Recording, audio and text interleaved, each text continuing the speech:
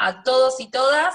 En esta oportunidad, la Comisión de la Abogacía Joven del Colegio de Abogados Moreno General Rodríguez. Se me fue Lucía. Lu, ya arrancamos, ¿eh?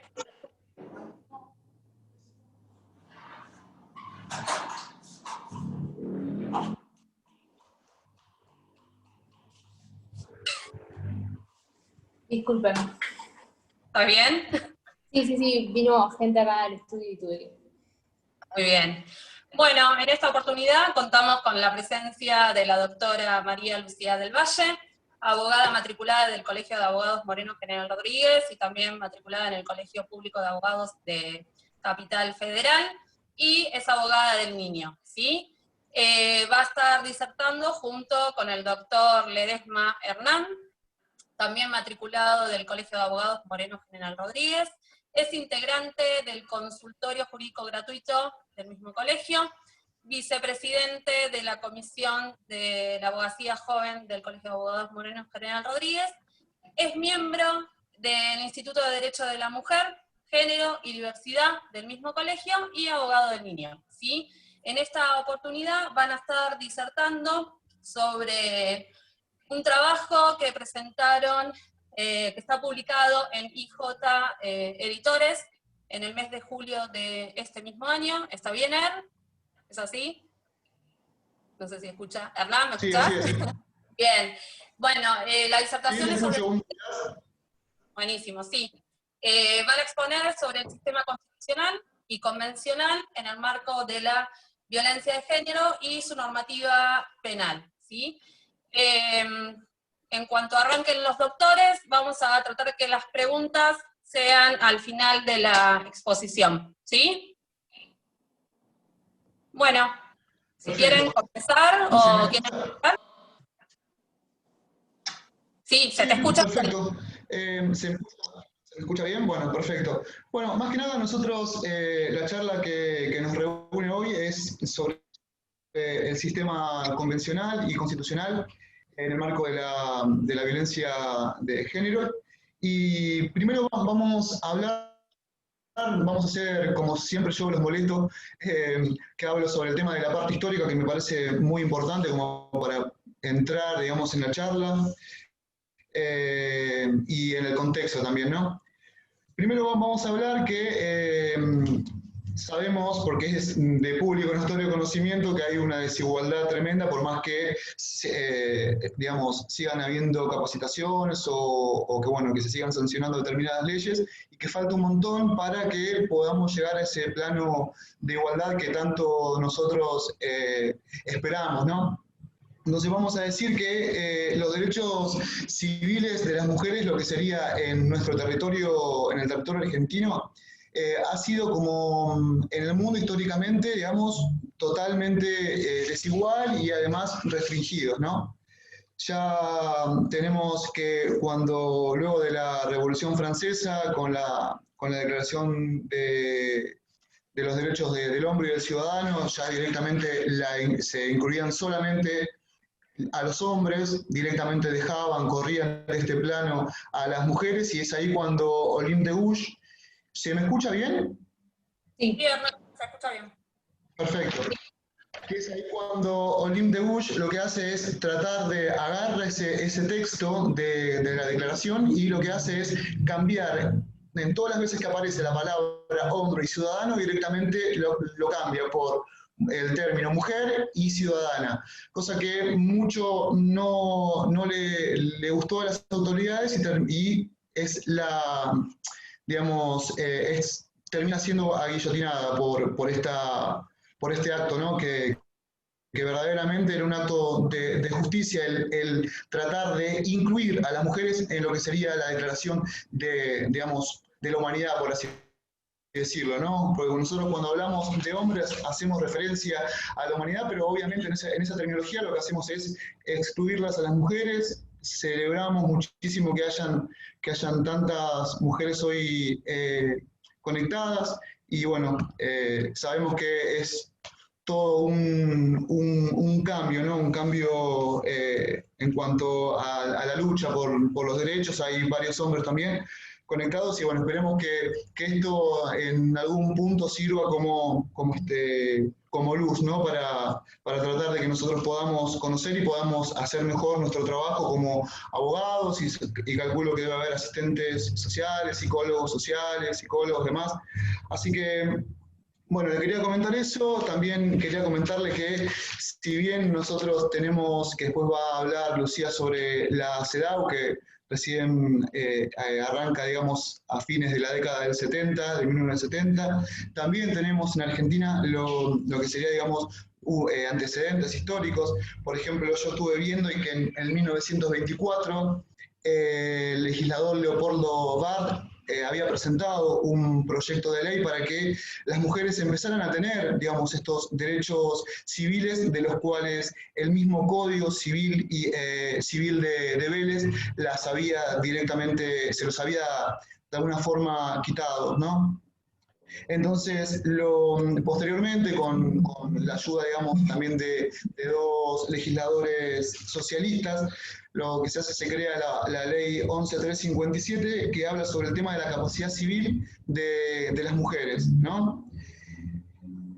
También posterior a eso, tenemos que en el año 1947 se sanciona la ley que les permite, digamos, tener el sufragio a las mujeres y con posterioridad, digamos, con la Revolución Libertadora y el golpe militar de 1957, esas leyes y junto también con la nueva Constitución, que es la Constitución del 49, la Constitución Social o la Constitución Peronista, lo que se hace es, se deroga y volvemos nuevamente a tener la misma Constitución de 1853, 1860 y todas las otras reformas que, bueno, que fuimos viendo. Digamos, que fuimos viendo en la facultad, digo, no en este momento, a eso me refiero. Y bueno, con posterioridad a ello tenemos la CEDAW y después tenemos otros tipos de convenciones a los que la Argentina ha adherido. Y en este momento, una vez que ya nos pusimos, digamos, en contexto y que analizamos muy agotadamente los antecedentes históricos, le paso la palabra a Lucía para que pueda seguir con el programa, ¿no? De la charla. Lucía. Bueno, bien, bienvenidos a todos. ¿Se escucha bien? ¿Se escucha bien? ¿Ahí? Sí. Bien. Bueno, ¿Se escucha? Antes de continuar con este desarrollo histórico que estamos haciendo, sí, es un recorrido, como mencionó mi compañero, es un camino paso por paso, año tras año. Sabemos que no ha sido nada fácil en la postura que nos encontramos hoy, ¿sí? Pero bueno, antes de continuar con este recorrido, considero indispensable destacar, determinar qué entendemos por género y cuál es su definición, ¿sí? De manera que vamos a decir que el género es un conjunto de atribuciones, atributos y de características asignadas al sexo, ¿sí? Cuando mencionamos esta palabra, esta última palabra, quizás nos puede prestar una confusión entre ambos términos, ¿sí? Porque tenemos, por un lado, el término de lo que es el sexo, y por otro lado, lo que es el género, ¿sí? Son dos términos distintos que sí se prestan a la confusión, pero por eso vale aclarar este tema. Por un lado, vamos a decir que el sexo hace referencia a la condición de nacer hombre o mujer. En cambio, el género es un concepto mucho más amplio, ¿sí? En donde va a constituye una construcción cultural y por lo tanto un aspecto modificable, ¿sí? Esto es, a través del cual se transmiten creencias y valores sociales con ser hombre o mujer, ¿bien? Este es un término que, bueno, para desarrollar esta actividad y esta charla, está bueno tenerlo en cuenta, y también mi compañero ahora va a continuar con el otro término que consideramos importante para proseguir. Claro, más que nada lo que queremos comentar es que, porque nosotros lo que venimos viendo es que se utiliza mucho la terminología género, géneros, también perspectiva de géneros, y ahora se ha sumado a la perspectiva de género también la perspectiva de género y de diversidad, como hemos visto en el plan de acción que han publicado directamente del Poder Ejecutivo Nacional, ¿no? Entonces, nosotros para poder comprender bien esta temática tenemos que saber y conocer el término, y tenemos que conocer también qué es la perspectiva, porque muchos, digamos, publican en las redes o también, digamos, vemos también que se comentan en los chats y demás el tema de la perspectiva de género, y que hay que, en este contexto también, bueno, en el que nos encontramos, cuando vemos que determinados abusadores salen libres y sin ningún tipo de problema, y vemos también que en las sentencias y en las resoluciones de los jueces no se ve reflejado esto que es la perspectiva de género. Por ejemplo, sabemos que hay muchas mujeres que han sufrido o han padecido, digamos, abusos, y han sido directamente maltratadas, revictimizadas por gente que verdaderamente debería estar capacitada y sinceramente no lo está. Entonces lo que hace es revictimizarla y obviamente también lastimar en su dignidad y humillarla a las mujeres. Y esto no solamente, digamos, con respecto a las mujeres, sino la perspectiva de género y también de diversidad incluye no solo a las mujeres, sino también a todos los hombres, a todas las personas trans o las personas que componen lo que sería el colectivo LGTBI+. Entonces, nos pareció bastante piola poder mechar estos términos y poder explicarlos. Entonces, cuando vamos a hablar de la perspectiva de género, vamos a decir que se va a referir a una metodología y a unos mecanismos que van a permitir identificar, cuestionar y valorar la discriminación, la desigualdad y la exclusión de las mujeres. Lo que se pretende con esto es justificar con base en las diferencias biológicas entre mujeres y hombres, así como las acciones que deben desprenderse, ¿no?, para actuar sobre los factores de género y crear las condiciones de cambio que permitan avanzar en la construcción de la igualdad de género, ¿no? Cuando nosotros decimos o cuando nos referimos a la perspectiva de género, hacemos alusión a una herramienta que es conceptual, ¿no?, que busca mostrar que las diferencias entre mujeres y hombres se dan no solo por su determinación biológica, ¿no?, sino también por las diferencias asignadas a los seres humanos. Entonces, cuando nosotros hablamos de perspectiva de género, también nos referimos a ese enfoque que se hace sobre los derechos humanos, ¿no?, en el que se va a insertar esta perspectiva de género y de diversidad para el diseño e implementación de políticas públicas. Por ejemplo, a cuántos de nosotros que somos abogados, no sé si la mayoría, digamos, si alguno hace penal o si está en su trabajo relacionado con cuestiones penales, vamos a ver que, por ejemplo, hay un caso, justamente estaba viendo ahí a Moni, yo digo Moni la mamá de Debo, perdón Moni. Entonces vemos ahí cuando trabajamos en conjunto que hay un montón de derechos que les son vulnerados a las mujeres que padecen o que están inmersas en la cuestión de género, y que verdaderamente no se la trata con la dignidad que debe ser tratada. Y no es más que eso el tema de la perspectiva. A ver, vamos a encontrar un montón de concepciones, un montón de definiciones, pero es eso, digamos, respetar la dignidad humana y tratar directamente a quien tenemos enfrente con ese respeto, ¿no? Y me parece algo importante poder sumar que nosotros, digamos, yo pertenezco a la comisión, al Instituto, perdón, de Derecho de la Mujer y Género y Diversidad, en la que, digamos, la directora de ese instituto es Débora Galán, y bueno, nos dividimos nosotros las tareas, ¿no? Y digamos, quien representa a nuestro instituto dentro de la mesa local de General Rodríguez es la doctora Sonia López, y ella nos comentaba que justamente estaban hablando de este tema, si no fue ayer, fue antes de ayer, en una reunión, y que estaba comentando que los efectivos policiales que trabajan dentro de la Comisaría de la Mujer lo que estaban haciendo eran capacitaciones en cuanto al tema de perspectiva de género.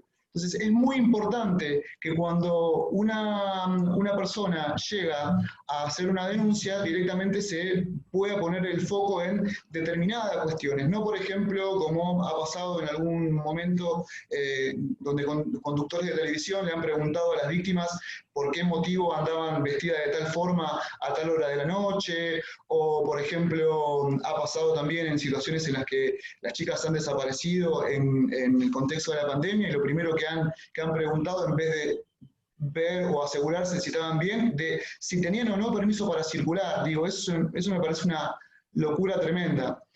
Por lo cual nos parecía bastante óptimo tratar de, digamos, iniciar esta charla, no solamente con el contexto y comentar, digamos, la parte histórica, sino también tratar estos temas que son importantes y que me parece que es terminología que, si bien para la gente que se dedica, o sea, que está laburando en cuestiones de género, ya, digamos, lo tienen súper claro los conceptos, hay muchas personas que verdaderamente no tienen idea y solamente lo que hacen es repetir, y la verdad es que está bueno poder conocerlo. Vos ibas a seguir, Lucía, ¿querés comenzar con lo de la CEDAW? Sí, continuamos con el marco normativo internacional. Perfecto. Igual, antes de continuar, quería agregar que, con respecto a lo que estabas comentando, que también lo que es cierto es que el sistema penal no está totalmente preparado, ya sea las comisarías, las fiscalías, ¿sí? No están preparados para este tipo de delitos, ¿sí? Porque quizás lo meten en la bolsa de otras actividades delictivas, pero está muy marcado de que no es lo mismo, ¿sí? Que la víctima, una mujer que está sometida a estas cuestiones de género, debe ser atendida con ciertos cautelas, ¿sí? Requiere otra atención, y además, pero bueno, no culpamos obviamente al sistema, sino que obviamente vemos cambios como los funcionarios que se capacitan en esas cuestiones, las comisarías que están, como me comentaste, capacitando al personal policial, que en definitiva al principio quizás no lo han estudiado, pero bueno, sí está bueno encarar de otra manera esta cuestión y que día a día se va a ir incorporando, ¿no? Por ejemplo, acá en Moreno también tenemos la fiscalía número 5, que es especializada en esta cuestión, y ya los funcionarios que trabajan en la misma saben, ¿no? Obviamente, qué trato deben recibir las víctimas y demás. Así que, bueno, estaba bueno aclarar eso, que de a poco todo se va construyendo para un mejor trato hacia las mujeres, ¿no? Y también hacia la familia y los menores de edad y demás. Pero bueno, para comenzar con el marco normativo internacional, ¿sí? Como todos sabemos, el artículo 75, inciso 22 de nuestra Constitución Nacional, incorpora a nuestro ordenamiento jurídico interno los tratados internacionales de derechos humanos, ¿sí? Y a los cuales les otorga jerarquía constitucional. Vamos a hacer mención de 4 tratados, ¿sí? De la CEDAW, de la Convención de Belén do Pará, de la Convención Interamericana de Derechos Humanos y de las 100 reglas de Brasilia, ¿sí? Yo voy a comenzar con aquella que dio origen a estas cuestiones, ¿sí? Fue la primera en tratar los temas relativos a la protección de la mujer, ¿sí? Que es la CEDAW. Su nombre es la Convención de Eliminación de todas las formas de discriminación contra la mujer, ¿sí? La Argentina, nuestro país, la aprueba en el año 1985 y la sanciona mediante la ley 23.179. En grandes rasgos, la finalidad de esta ley es exigirle a los Estados partes la modificación en el papel tradicional de hombres y mujeres tanto en la sociedad como en la familia, ¿sí? Y esta modificación que solicita que se tomen medidas en forma constante para eliminar todo tipo de discriminación, ¿sí? Es como decíamos recién, como nos pasa en nuestro país. De forma constante, de forma consecutiva, vamos a llegar a mejores resultados, ¿sí? Y esta convención lo que propone es tomar distintas medidas para que el Estado adquiera políticas públicas para llegar a este objetivo de eliminar todo tipo de discriminación. El artículo para destacar de esta convención es el artículo 2, inciso C, el cual plantea que estos estados, y los que hayan ratificado la presente convención, deben comprometerse a establecer una protección jurídica de los derechos de la mujer, ¿sí? Siempre establecido sobre una base de igualdad con los hombres, ¿sí? Y garantizar una protección efectiva de los mismos. Bueno, luego, ya en el año 1996, unos años después, nuestro país, a través de la ley 24.632, aprueba la Convención Interamericana para prevenir, sancionar y erradicar la violencia contra la mujer, ¿sí? Que esta es la convención que yo he mencionado anteriormente, que es la Convención de Belém do Pará. Es relevante mencionar este texto normativo porque, primeramente, que define la violencia, ¿sí? Da el concepto de qué es la violencia contra las mujeres. Además, establece, ¿sí?, el derecho de las mujeres a vivir en una vida libre de violencia, y además destaca a la violencia como una violación de los derechos humanos, ¿sí? Como dije, da la definición, y esto lo que al definir un concepto tan importante como es que se entiende por violencia de la mujer, da una herramienta, ¿sí?, a la justicia para poder trabajar de manera correcta y para ver realmente qué se comprende en estos casos. Bueno, en su artículo primero la define y dice que se entiende por violencia contra la mujer cualquier acción o conducta basada en su género que cause muerte, daño o sufrimiento físico, sexual o psicológico a la mujer, tanto en el ámbito público como privado. Cuando leemos este concepto que nos da la norma, entendemos que es un concepto amplio, ¿sí? Porque no solo se limita a una violencia física, sino que habla también y queda comprendido lo que es la violencia psicológica, ¿sí? Que es algo que suele suceder, de manera, todos hemos conocido un caso de este tipo, y también abarca lo que es la violencia sexual, ¿bien?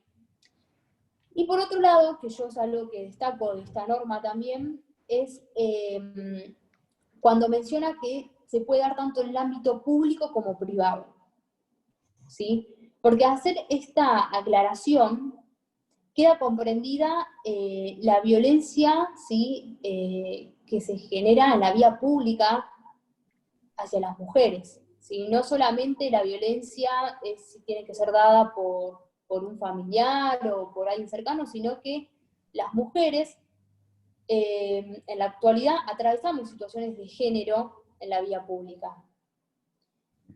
Bueno, después la convención continúa en su capítulo 2, que comienza a partir del artículo 3. En este capítulo menciona específicamente los derechos que están contemplados en esta convención, ¿sí? Y acá es cuando hablamos del derecho a que se respete la vida de la mujer, el derecho a la libertad, el derecho a que se respete la integridad física, psíquica y moral de la mujer, el derecho de igualdad ante la ley y de la ley, ¿sí? Y algo fundamental para destacar es el acceso efectivo a la justicia que tienen las mujeres que atraviesan una cuestión de género, ¿bien? Y luego, para finalizar y darle un cierre a esta última convención que yo mencioné, es que, bueno, los últimos capítulos siempre dan herramientas, impulsan medidas hacia los estados que son parte. En este caso, al finalizar esta convención, menciona diversas medidas de carácter legislativo que deben adoptar los estados a fin de lograr los objetivos de esta ley, ¿sí? Que era prevenir, sancionar y erradicar la violencia contra la mujer. Continuás ahora con... Sí. Con respecto al tema, bueno, de las convenciones, ¿no? Nosotros también contamos con un amplio abanico de tratados internacionales con jerarquía, constitucional, sobre todo son los de derechos humanos, que están incluidos en el artículo 75, inciso 22, que como yo siempre digo, no son solamente eso, sino que hasta el año 1994 eran, esos 10, a los cuales la Argentina estaba directamente adherida. Hoy mismo hay muchos otros más, ¿no? Que obviamente por una cuestión de que la Constitución solamente se reformó en el año 94, no pueden ser incluidos, pero que hay muchos otros que también tienen jerarquía constitucional. Y uno de ellos, bueno, es la Convención Americana de los Derechos Humanos, ¿no? Que en su artículo, directamente para esta cuestión específica es el artículo 8 y el artículo 25, donde ya directamente hablamos sobre el proceso, ¿no?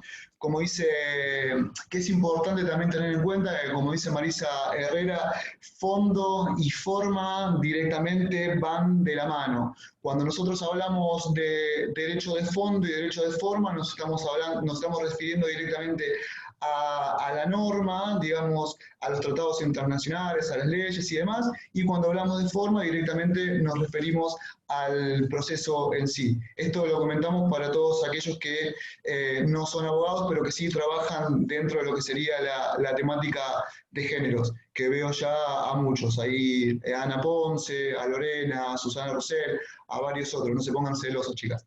Que hacen un trabajo fantástico verdaderamente acá en lo que sería nuestro departamento judicial, y verdaderamente es un trabajo arduo y muy digno de resaltar verdaderamente. Pero bueno, como les decía, en cuestiones de género, forma, derecho de forma y derecho de fondo van directamente de la mano, y es ahí cuando nosotros ingresamos a lo que sería la Convención Americana de Derechos Humanos, el artículo 8 y el artículo 25, donde el artículo 8 directamente establece las garantías judiciales que tienen todos los ciudadanos, y el artículo 25, donde habla sobre el tema de la protección judicial, ¿no? Después también tenemos las 100 reglas de Brasilia, donde ahí se establecen el tema de la vulnerabilidad, y que es un protocolo que está bastante bueno, es muy completo, y que también obviamente nos da un montón de herramientas para poder, ejercer los derechos y defender sobre todo los derechos de todos y de todas aquellas o aquellos que directamente están inmersos en una situación de indefensión, y sobre todo que están padeciendo y transitando una situación de género, ¿no? Una vez que nosotros, hablábamos sobre el tema de las convenciones y de los tratados que directamente están interrelacionados con esta temática, también vamos a hablar sobre la parte constitucional, donde sabemos bien que están receptados todos estos, como ya había mencionado, estos tratados en el artículo 75, inciso 22, pero también tenemos que en el artículo 75, inciso 23, también ya hace una referencia. Sabemos que el artículo 75 está dentro de la parte, orgánica de la Constitución, y que trata directamente de las facultades que tiene el Congreso Nacional, ¿no? Y volviendo al tema, decía que no solamente el 75, inciso 22, sino que también nos olvidamos muchas veces del artículo 75, inciso 23, donde directamente habla sobre las medidas de acción y se refiere específicamente a las mujeres. Así que eso también estaría muy bueno tenerlo para poder, cuando hagamos peticiones o cuando establezcamos el derecho, también incluirlos dentro de ese mismo, de ese mismo acápite que es la parte del derecho, ¿no? También tenemos nuevas, nuevas, en realidad, ya son viejitas, pero nosotros tenemos estas novedades que también hablamos sobre el artículo 37, que es la nueva parte, digamos, que se estableció. Ya sabemos, esto muy de derecho constitucional, pero sabemos que la Constitución se divide en dos partes: la parte dogmática y después tenemos la parte orgánica. Y dentro de lo que sería la parte dogmática tenemos los derechos de tercera generación, donde en el artículo 37 directamente se va a tratar el tema de la participación de las mujeres dentro de los partidos políticos, ¿no? Y otro tema muy importante que también estábamos hablando hoy junto con Lucía, el tema del artículo 14 de la Constitución, donde habla sobre el tema de peticionar a las autoridades. Bueno, y como bien yo decía al principio, también todo esto tiene que ver, digamos, porque nos dan las herramientas y las pautas para poder ejercer una mejor defensa. Y otra cosa importante, a ver, porque nosotros, si bien el procedimiento, digamos, en cuestiones de género, lo que dice, bueno, es que siempre es mejor tener un abogado, digamos, que le vaya dando forma a los requerimientos y a las denuncias. También las mismas mujeres y las disidencias pueden ejercer ese derecho a poder presentar una denuncia. Y obviamente es importante también conocer esto para que quien vaya a hacer la denuncia y que no tenga la posibilidad de pagar un abogado, tenga las herramientas y que por lo menos haga cumplir sus derechos mencionando estos artículos que obviamente quien recibe la denuncia los tiene que, digamos, lo tiene que conocer, los tiene que saber.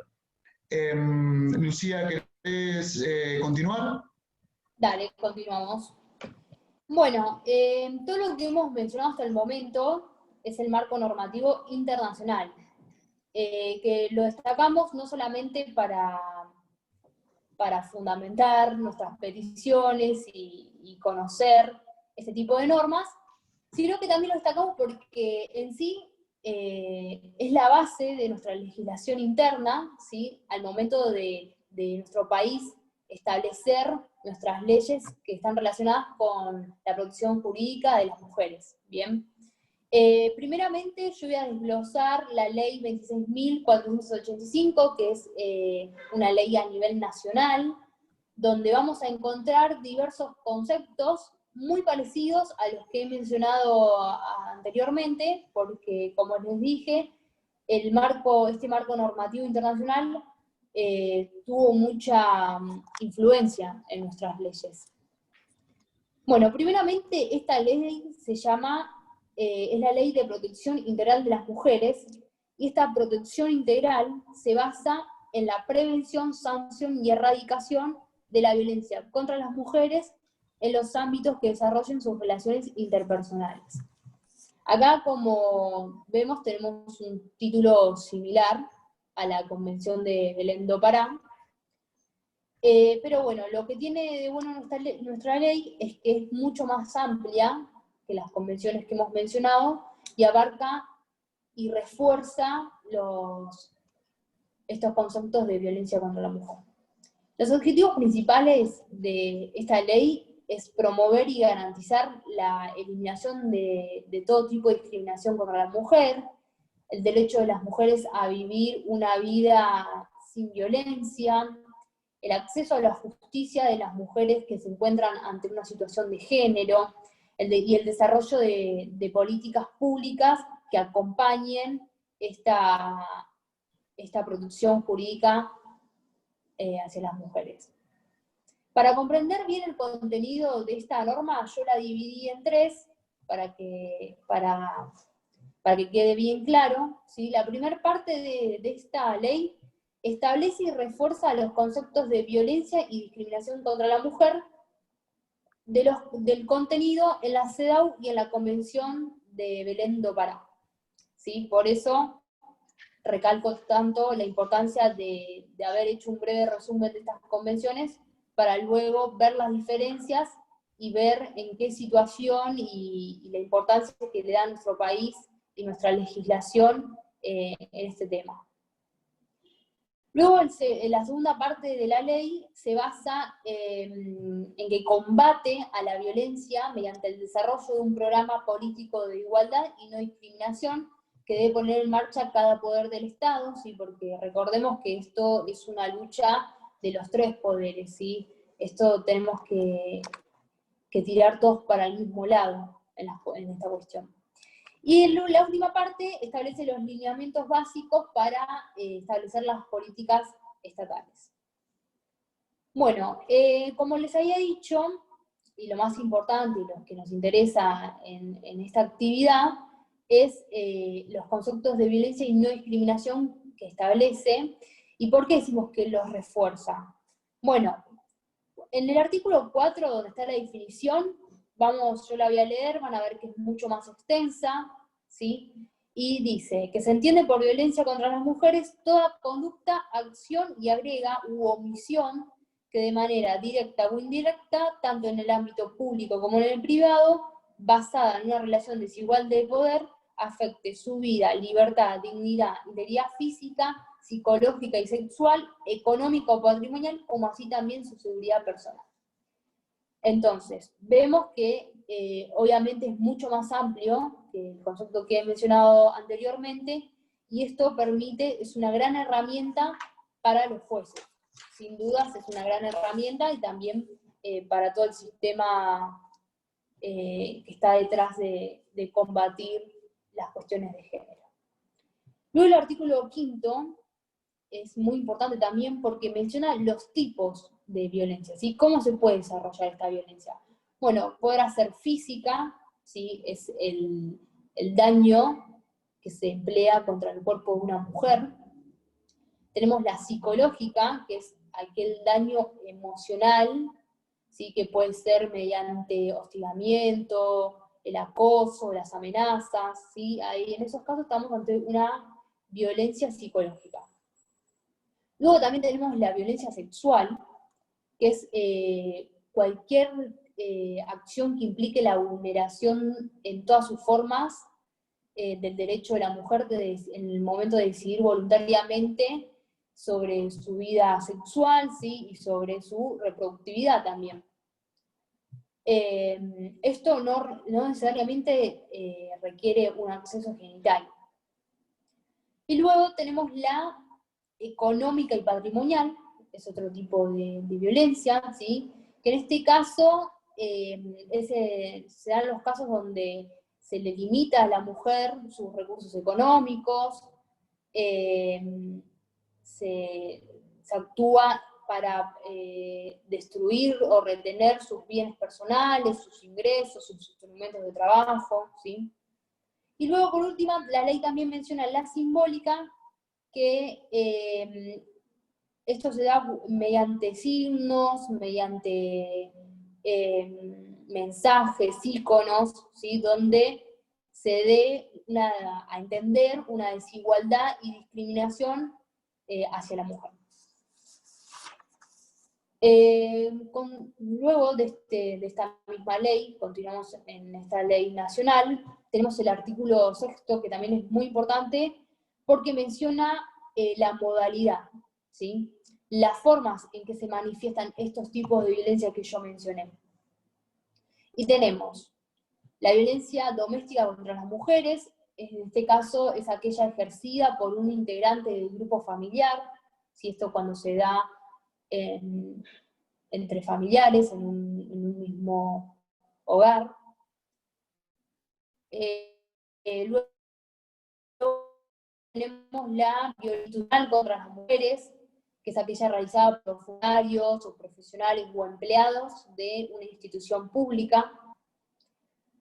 Luego tenemos la violencia laboral, ¿sí? En este caso comprende aquella actividad laboral tanto en el ámbito público como en el privado, y se da cuando se obstaculiza el acceso a un empleo, ¿sí? A una contratación, a un ascenso por el simple hecho de ser mujer, ¿sí? Hay muchas veces que también una mujer para encontrar un trabajo digno debe someterse a distintos estereotipos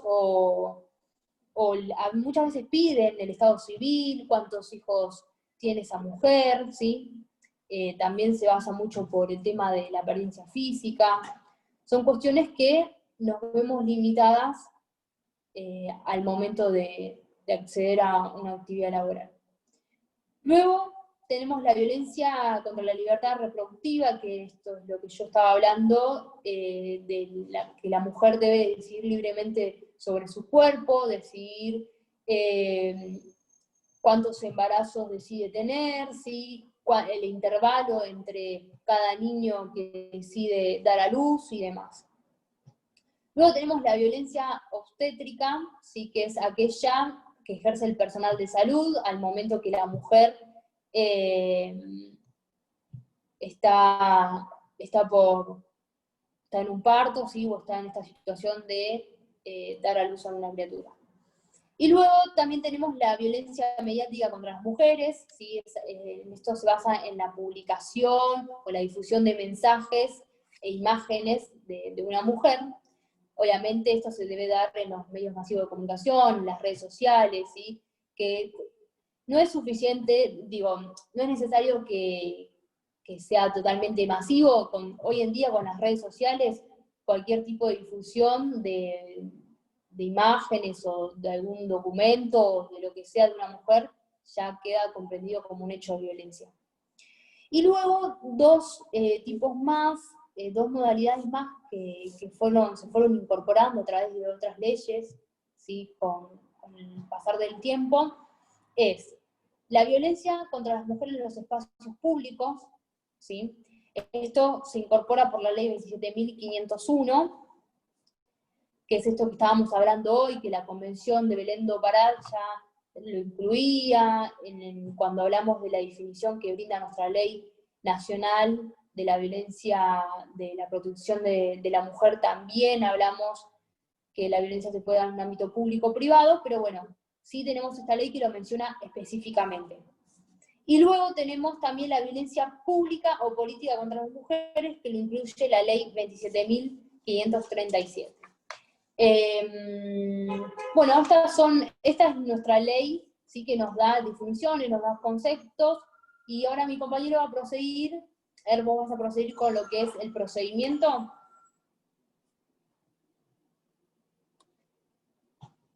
Tenés el micrófono apagado, me parece, o no se te escucha.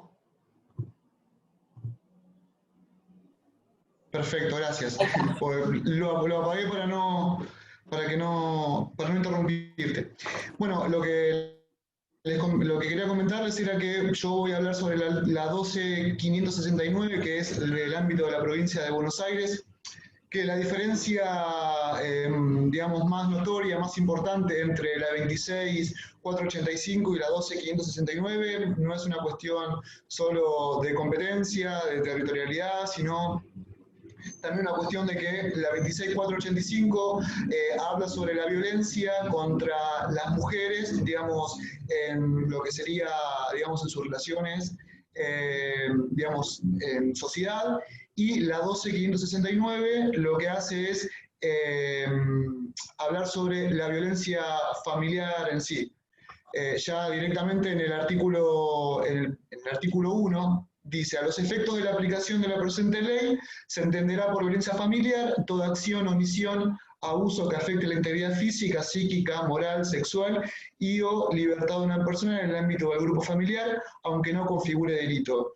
Y con respecto a esto también está bueno tenerlo presente, porque varias veces, sobre todo, la gente que recién está comenzando, y que bueno, que uno también ha cometido errores o directamente desconoce la ley, también esta ley se aplica a noviazgos, ¿sí? Que eso es muy importante también.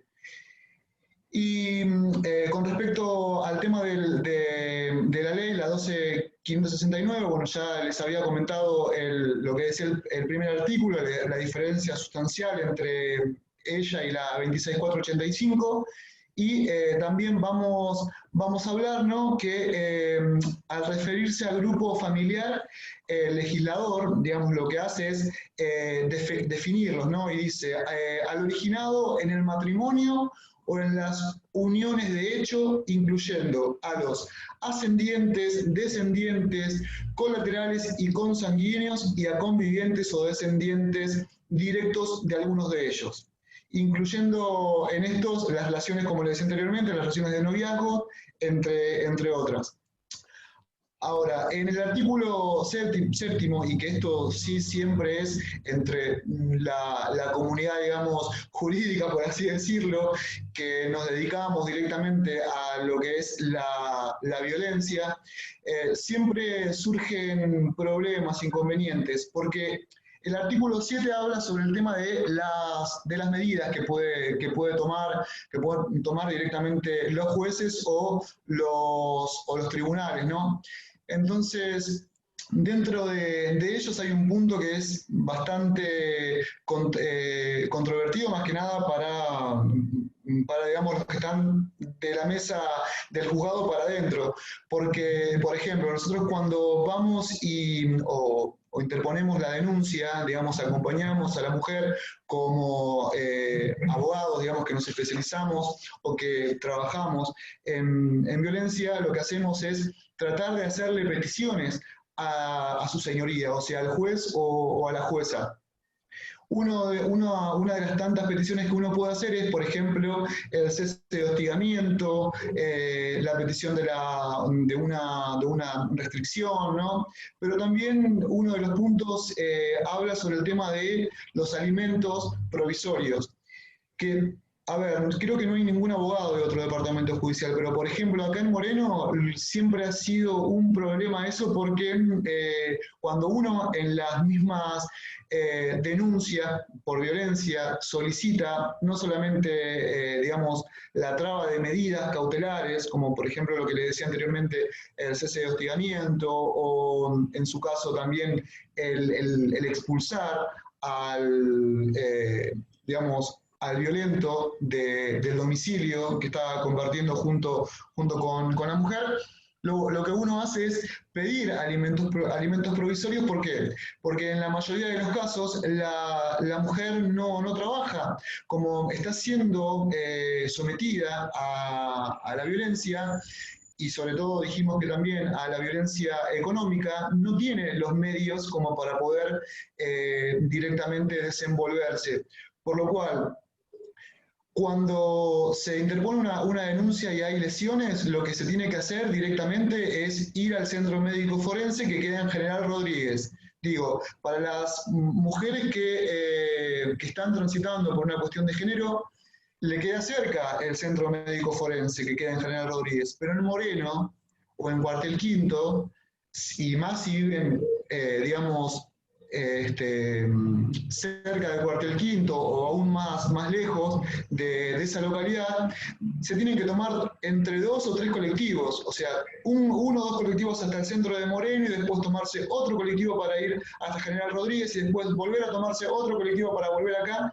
Y a todo esto, a ver, no sé qué les ha pasado a ustedes en otras situaciones, pero a mí me ha pasado con gente de mi familia, con mujeres de mi familia que han ido al centro médico forense y las han hecho esperar una eternidad, y generalmente cuando pasa esto, las mujeres no tienen con quién dejar a sus hijos, por lo cual tienen que trasladarse hasta General Rodríguez, tener que tener plata para cargar la SUBE, tener el teléfono encima por si reciben algún llamado de alguna organización o mismo del juzgado o de la fiscalía, por lo cual tienen que tener crédito.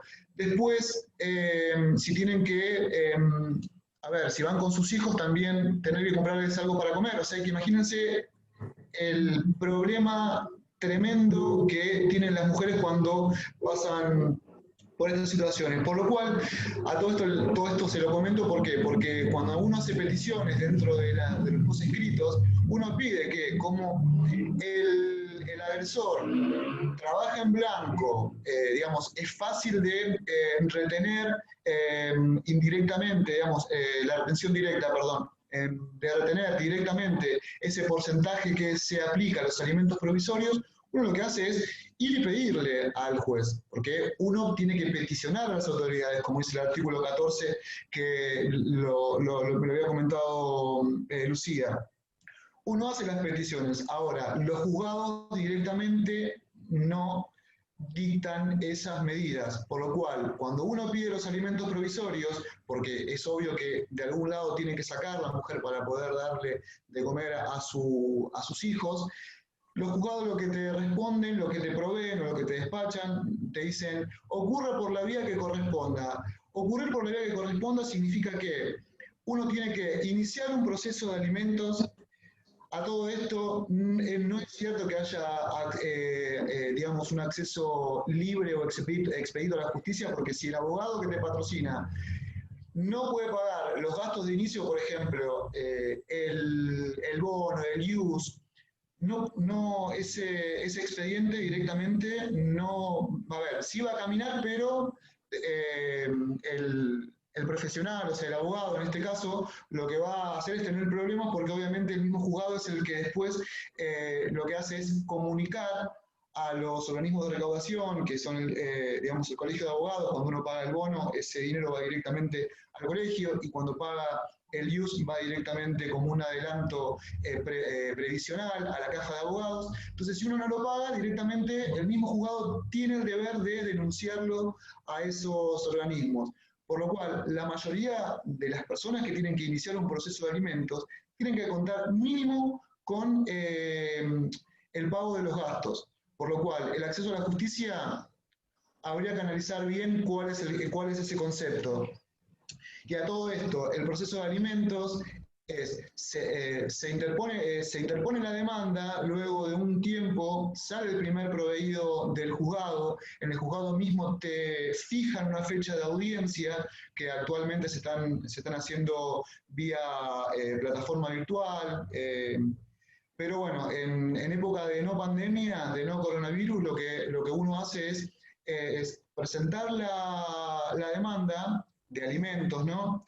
Tiene que esperar entre un mes o un mes y medio hasta que sale el primer escrito del juez, donde ahí directamente él va. Esto lo comento así como muy por arriba, porque veo que hay muchas de las participantes que no son abogados, o por lo menos no las reconozco, digamos, por la cara, ¿no? Pero bueno, uno presenta la demanda, como decíamos, de alimentos. Tiene que esperar un determinado tiempo, entre un mes, mes y medio, como mucho 2, hasta que sale el primer escrito del juez, donde te contestan punto a punto, o sea, todo lo que vos fuiste solicitando. Te fija una fecha de audiencia, que generalmente, ahora que tenemos 3 juzgados, aún así seguimos teniendo un montón de problemas en cuanto a la fecha de las audiencias. Es verdad que si bien existen los alimentos provisorios dentro del mismo proceso, uno, desde el momento en que inició la demanda de alimentos hasta que que se da físicamente la audiencia, pasaron un montón de meses. Entonces digo, si la ley en el artículo 7º lo establece, o sea, y dice que una de las facultades de los jueces es dictar o decretar los alimentos provisorios, ¿por qué motivo los jueces no lo hacen? Y esto, chicas, chicos, chiques, aún solicitando el abogado que se fijen los alimentos provisorios, te dicen, te contestan en los mismos proveídos, vaya por la vía que corresponda, que es iniciar un nuevo proceso con todos los problemas que les acabo de mencionar.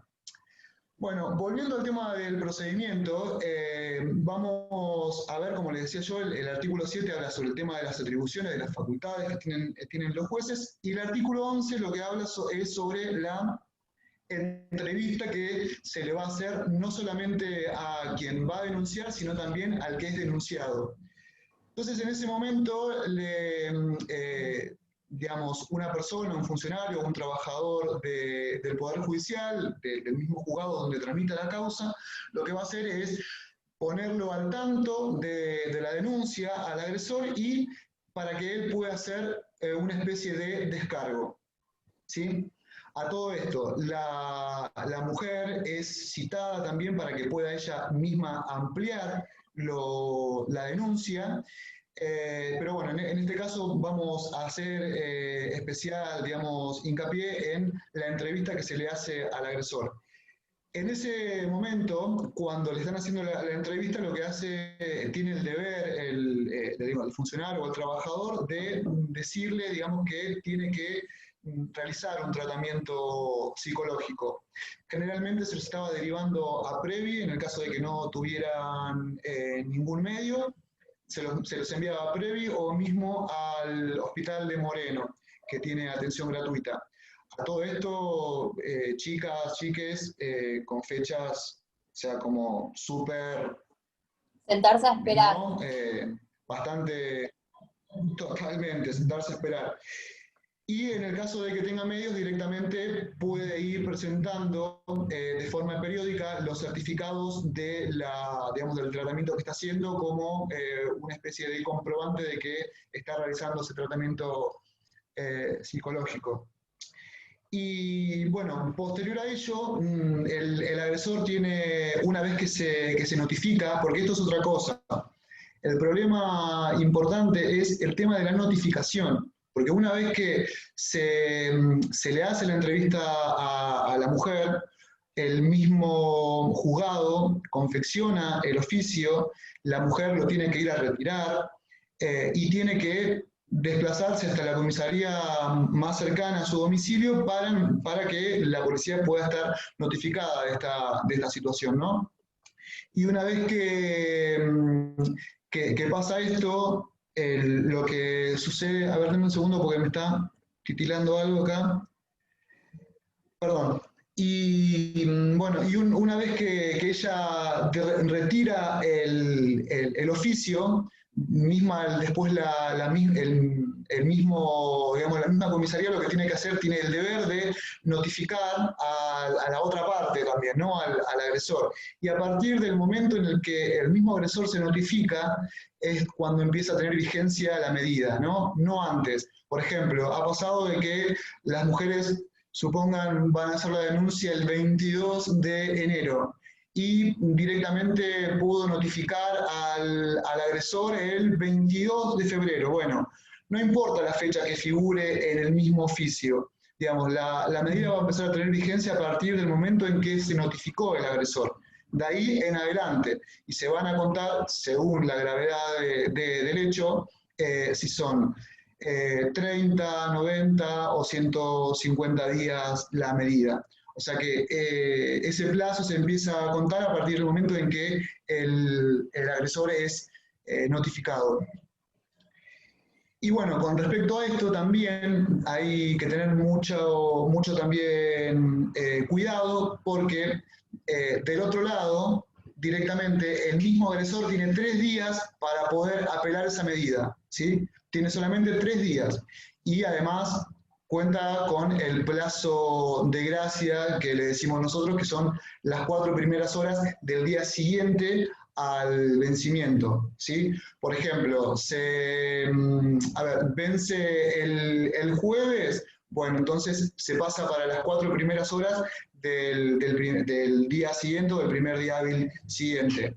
Esto más que nada para el cómputo de las apelaciones, ¿no? El apelar las medidas. El mismo agresor no lo puede hacer sin abogado, o sea, tiene que hacerlo sí o sí con un abogado que esté matriculado, ¿no? Que esté colegiado. Tiene que presentarla dentro de ese término o en las 4 primeras horas posteriores al vencimiento y lo tiene que presentar mismo digamos, esa apelación la tiene que presentar en el mismo juzgado donde tramita la causa. Generalmente lo que sucede es que es terminología, digamos, lo que se hace es, se acepta digamos, a ver, como para que lo podamos entender todos, se acepta la apelación, digamos, el recurso de apelación, y lo que se hace es, se remite toda la causa a la Cámara, ¿sí? Nosotros acá en Moreno no tenemos Cámara, por lo cual va hacia Mercedes. Y una de las cosas también, digamos, en cuanto a lo complicado de esta situación, es que generalmente lo que sucede digamos, cuando el agresor apela la medida, la apelación verdaderamente duerme en la Cámara de Mercedes, y generalmente lo resuelven cuando la medida ya cayó, ¿sí? Eso es un tema también Claro, por que, eso con respecto al tema de... que también va a depender del plazo, si quizás a ese agresor le dan 30 Sí, días. Bueno, eso son también estrategias que uno exacto, va viendo como abogado y durante la defensa de esa persona. exacto, Bueno, si son de 30 días, quizás conviene cumplirla, respetarla, y sí, bueno, y después se verá cómo prosigue la causa, si hay menores de edad, en este caso alimentos u otros temas. Hay que ir por exacto. la vía que corresponda, como dicen. Claro, y otra de las cosas importantes, y que esto estaría bueno, más allá de que no lo hayan preguntado, es qué pasa con el tema de la interposición de las denuncias, sean que se realizaron, digamos, de forma personal por parte de las mujeres, o si se interpuso una denuncia a través de un profesional, ¿no? Como le digo, siempre es importante tener un abogado, digamos, que pueda ir dándole forma a esto, porque digamos, fuimos preparados para esto, ¿no? Pero también está la posibilidad de que la mujer pueda acercarse directamente a cualquier comisaría para hacer la denuncia, y también hay otros canales también para poder realizarlas. Y una vez que esa denuncia ingresa, digamos, el camino que recorre es el siguiente. Se hace la denuncia en cualquier comisaría, o en la comisaría de la mujer, o en la comisaría más cercana, ¿no? Eso ingresa directamente después a la mesa de la Receptoría General de Expedientes de Moreno, de este departamento judicial. Y lo que debería hacerse, que no se hace, es que directamente esa denuncia vaya, se sortee primero y diga, bueno, a cuál de los 3 juzgados de familia va a tramitar, pero también se tiene que notificar a la misma UFI 5, ¿sí? Que es la fiscalía digamos, que tramita las causas de violencia en el departamento judicial, acá en Moreno. Y en General Rodríguez, si no me equivoco, es la ayudantía. Entonces, bueno, una vez que tiene eso, ahí arranca todo lo que yo le había comentado anteriormente, se la cita eh, al, al, a la mujer que se encuentra en esta situación de riesgo, pero también debería seguir tramitándose en lo que sería el foro penal, en la UFI, en la unidad, en la fiscalía, ¿sí? Y cuando hay, por ejemplo, una violación a la medida, supónganle que dictaron una medida de restricción o de no acercamiento por el término de 60 días, y el agresor vuelve nuevamente al lugar, y vuelven a ocurrir hechos, o sea, hay hechos nuevos. Esto es algo importante también, porque en el consultorio jurídico vienen las mujeres a consultarnos y bueno, dicen, bueno, pero él no sé, me agredió físicamente hace 2 meses. ¿Puedo hacer la denuncia ahora? No, tienen que ser hechos que estén, digamos, cercanos al momento en el que uno va a hacer la denuncia. Esto ya lo comento, pero ya todos ustedes, todas ustedes lo saben.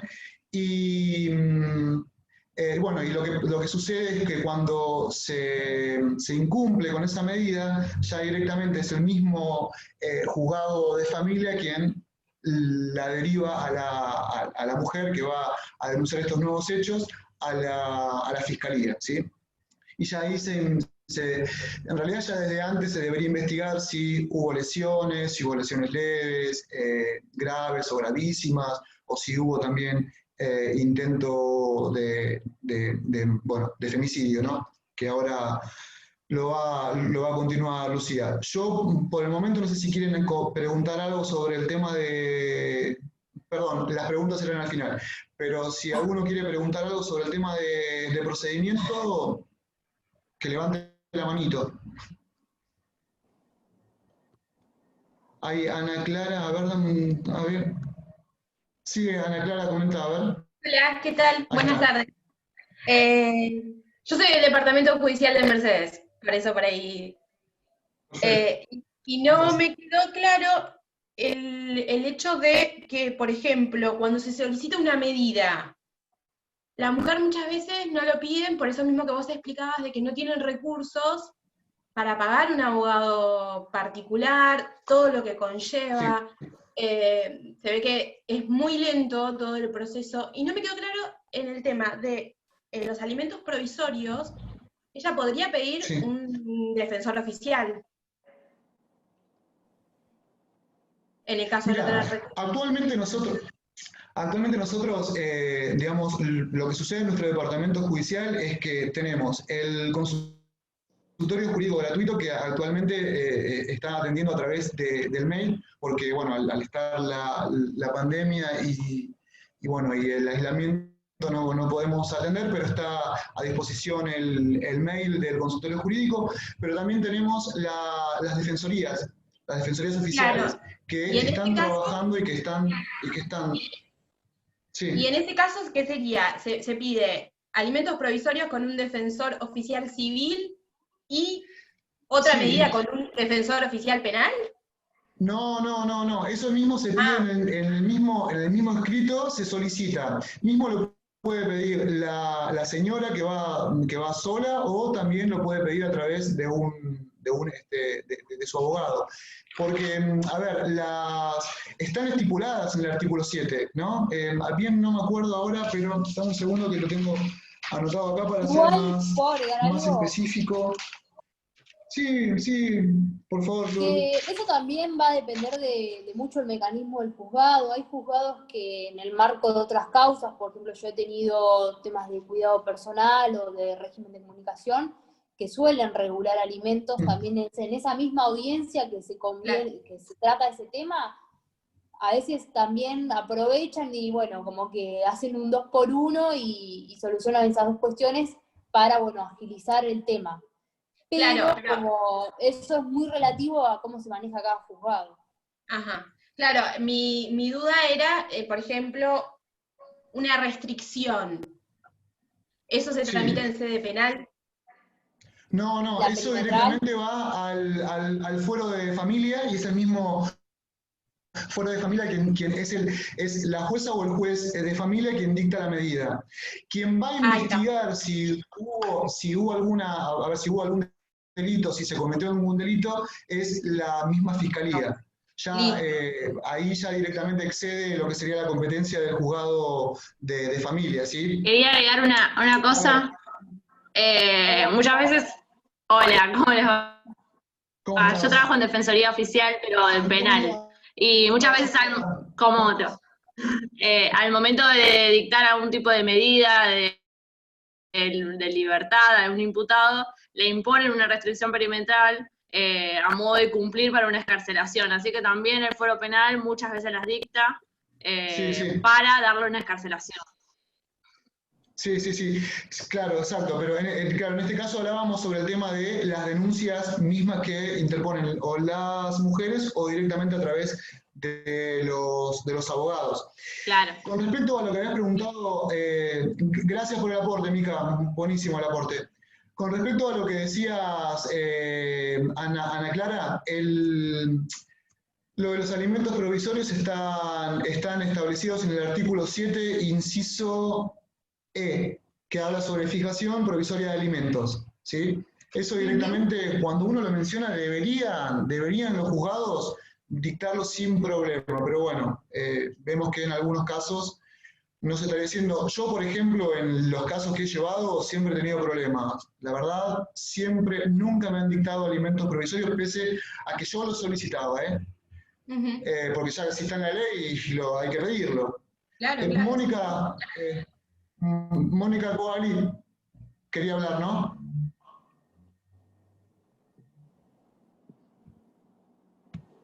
ver. No te puedo... Ahí está. No se escucha. O por el chat. ¿Por el chat te parece? Perfecto. Bueno, contestamos Quería, ¿puedo agregar la algo pregunta breve? de Moni. Sí, por favor. Damos la pregunta. El tema es así, cuando una causa de violencia interviene en ambos juzgados, ya sea el de familia y la justicia penal, si el juzgado de familia, que generalmente es el que otorga el tema de las perimetrales, por solicitud de la víctima, en ese caso, si ese juzgado ya otorgó la perimetral, obviamente la justicia penal, al momento de dictar una resolución de ya sea una excarcelación o una exhibición de prisión con respecto al agresor, sí, obviamente, como condición de otorgar ese tipo de beneficio, menciona que se cumpla con lo dispuesto en el juzgado de familia número tal, por el tema de la perimetral. Pero en el caso de que no haya la intervención de este juzgado de familia o el juzgado de familia no otorgó esta medida cautelar, que es la perimetral, en ese caso sí la justicia penal da esta restricción. Realmente se manejan así, por lo menos acá. Moni, ¿estás? Me parece que no está. Bueno, Ahora ahí ¿me está. escuchan? Ahora sí se escucha, sí. Se escucha. No, hola a todos. Hernán, no, yo lo que quería agregar era que por Uy, se escucha mal. Se escucha mal, Moni.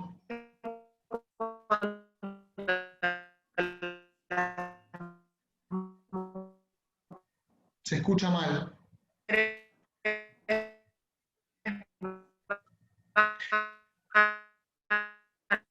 Se escucha mal, Moni. Para ser más prolijos, si mandamos por chat ¿Me las vas haciendo la consultas, pregunta me por parece que chat? va a ser mejor. Perfecto. Perfecto. Porque no se escucha y... ¿Querés? Moni, ¿querés mandarme un audio? Ahora ¿Querés mandarme un audio y se la... escucha un poco. Porque se entrecorta Lo mucho. escribo. Y no ¿Cómo? por chat, que manden las preguntas por chat para ser más prolijos. Perfecto, dale. Claro, pero me parece que quería hacer un aporte, no sé si quería hacer una pregunta. Sí, es un aporte. Bueno, una vez que ya terminamos de hablar sobre el procedimiento, Lucha, ¿querés seguir con el programa? Dale. Seguimos nos vamos tirando un poco para lo penal. Perfecto, sí. Bueno, como hemos mencionado, al momento de que una mujer que está atravesando una cuestión de género realiza una denuncia, esta denuncia se va a dividir en dos, que es lo que estuvimos hablando recién. Va a ser encaminada hacia el foro de familia, ¿sí? Bajo la carátula de la protección contra la violencia familiar, que es la ley que estuvo mencionando Hernán, y luego la justicia penal también va a tomar su intervención cuando esté un delito en juego, ¿sí? Generalmente proceden bajo la calificación legal de amenazas o lesiones, ¿sí? Depende cuál haya sido el relato de la denuncia, y obviamente estas amenazas serán agravadas o no, y las lesiones pueden ser leves, graves o gravísimas, obviamente va a depender de cada caso.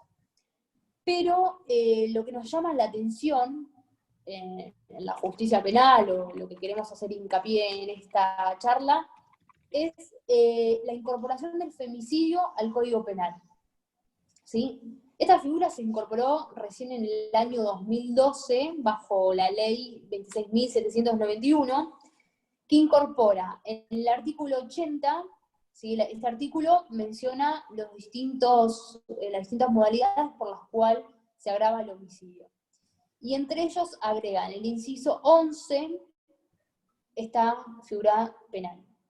Y se reprime al que matare a una mujer cuando el hecho sea perpetrado por un hombre y mediante de violencia de género. Así lo establece nuestro Código Penal. Lo que queremos resaltar es que antes de la modificación de este artículo, cuando un hombre mataba a una mujer, esa figura quedaba subsumida al homicidio simple, ¿sí? Y no se le daba una pena mayor, no se agravaba la figura por el hecho de esta violencia de género y esta relación de desigualdad que se establece entre estos géneros. Entonces, quedaban calificados como un homicidio simple o eventualmente se agravaba por el vínculo, ¿sí? Porque tenían un tipo de relación, o por la alevosía, ¿sí? Que son otros agravantes que establece el código, pero no se le daba o no se resaltaba de por qué se cometía el homicidio, ¿sí? De esta relación que estamos hablando. Bueno, luego tenemos que, como toda figura penal, ¿sí? Se persigue un bien jurídico tutelado. Para comprender lo que protege esta ley penal, tenemos que acomodarnos y leer en dónde está comprendida la figura del homicidio agravado, y lo tenemos en el título primero del Código Penal, en la parte especial, ¿sí? Donde están los delitos. Título primero que habla de los delitos contra las personas, y en el capítulo primero que habla de delitos contra la vida. Lo que va a proteger nuestra legislación es la vida, ¿sí? La vida de la persona humana. Y particularmente, hablando del femicidio, se protege la vida de la mujer, ¿sí? El bien jurídico tutelado es la vida de la mujer. La razón de ser de esta agravante se determina por el menosprecio que el autor, ¿sí? El hombre, ha tenido con respecto al género femenino y la vulnerabilidad de la mujer dada en un contexto de violencia de género, ¿sí? Sí o sí, la ley menciona que debe ser en un ámbito violento, ¿sí? Como lo menciona. Luego, al desglosar este artículo, debemos tener en cuenta los sujetos, ¿sí? Es un delito especial, de modo que el autor solo puede ser un hombre, ¿sí? Y la víctima una mujer. Y el agresor debe ejercer la acción típica, que es la de matar, por la mera condición de mujer, ¿sí? Que es la del sujeto pasivo. ¿Y por qué se da esto? ¿Por qué el código lo agrega? ¿En qué se fundamenta agravar, aumentar la pena de un homicidio por el simple hecho de que la víctima sea una mujer? Bueno, porque el autor experimenta una profunda aversión hacia el género femenino, ¿sí? Y requiere, como dijimos, que se desarrolle en un marco determinado, ¿sí? En un ámbito determinado. Esto es la violencia del género. Entonces, para resumir y para tener en cuenta cuando nos encontramos ante esta figura penal, necesitamos 4 elementos. Primeramente, bueno, el autor, que debe ser de este homicidio, debe ser un hombre. Por otro lado, la víctima debe ser una mujer. Que la acción típica sea el motivo de pertenencia al género femenino y que ocurra en un contexto de violencia de género. Esos son los 4 elementos que nosotros necesitamos. Más que nada, esto, bueno, ya es una cuestión que llega más a los abogados penalistas al momento de discutir una calificación legal ante el Ministerio Público, ¿sí? Y ante un juez de garantías. Que sin esos 4 elementos no se puede agravar la figura, o sí, depende del lado que se mantenga. Bueno, después, cuando esta norma menciona que necesitamos que esto se dé en un contexto de violencia de género, obviamente, si lo mencionamos así, puede ser, presenta un gran campo de interpretación, porque se puede interpretar de varias maneras, y como sabemos, obviamente, esto va a quedar a criterio del juez, en este caso el juez de garantías, para determinar si estamos ante un femicidio o no. Porque se pueden dar todas las condiciones, pero si no fue en un contexto de violencia de género, quizás no queda caratulado de esta manera. Entonces, lo que requiere esta figura, sí o sí, es que se esté en este ámbito.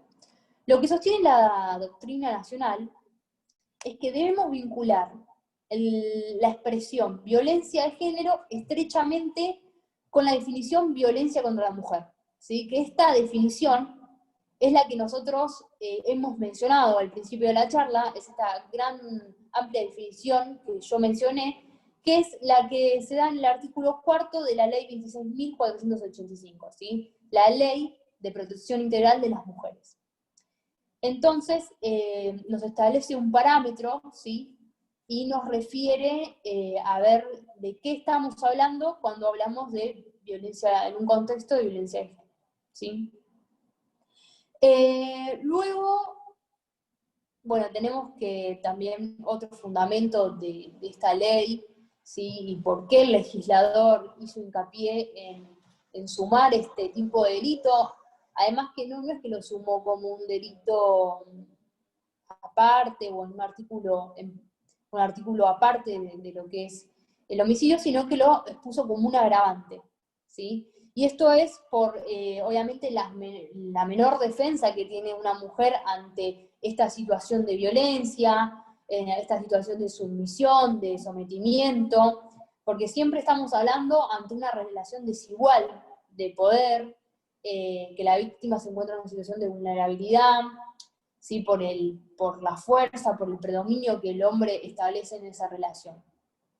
Y luego que algo que también se presta a la discusión o al debate, es cuando mencionamos que la víctima debe ser una mujer, ¿sí?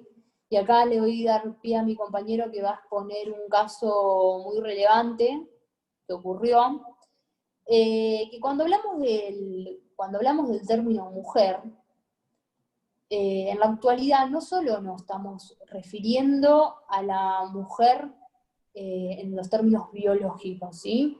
Sino que este término también es amplio, ya que a través de la ley 26.743, que es la ley de derecho a la identidad de género, en su artículo 2 establece que esta identidad de género va a ser la vivencia interna e individual del género, tal como cada persona la siente, la cual puede corresponder o no con el sexo asignado al momento del nacimiento, ¿sí? Entonces, acá también podríamos, acá habría que hacer un parate en cada caso particular y, bueno, y determinar cuándo estamos ante un caso de femicidio o no, ¿sí? Porque por más de que una persona, la víctima no sea mujer, en el sentido biológico, puede quedar comprendido el caso, ¿sí? Porque la ley de identidad de género se lo habilita. Sí, y con respecto a lo que vos venías hablando, Lucía, que habías comentado que la figura del femicidio había sido directamente sancionada en el año 2012, vamos a hablar de que ese año fue verdaderamente, a ver, si bien se fueron incrementando, obviamente el contexto en el que se dio fue en el contexto en el que, por ejemplo, que se había llamado el efecto Wanda Tadei, donde el baterista, bueno, de una banda la había rociado con alcohol, la había prendido fuego, que fue una cosa tremenda. Todos los medios hablando sobre ese caso que verdaderamente fue una atrocidad, pero también recordemos que ese mismo año, en el 2012, lo que hace el mismo Congreso es derogar el artículo 132 del Código Penal, ¿no? Donde hablaba, que creo que por ejemplo, a mí me ha pasado cuando yo era estudiante, sobre todo de introducción al derecho, por ejemplo, también derecho penal, bueno, la primera parte, se hablaba sobre la figura del avenimiento, que era una figura que verdaderamente te daba escalofríos porque no era más que la posibilidad de que tenía el agresor sexual de poder contraer matrimonio con la víctima y de esa forma que no se le aplicara ningún tipo de sanción. Y es en el año 2012 que, a ver, se va a condenar a un agresor sexual por ese hecho, y en La Pampa, él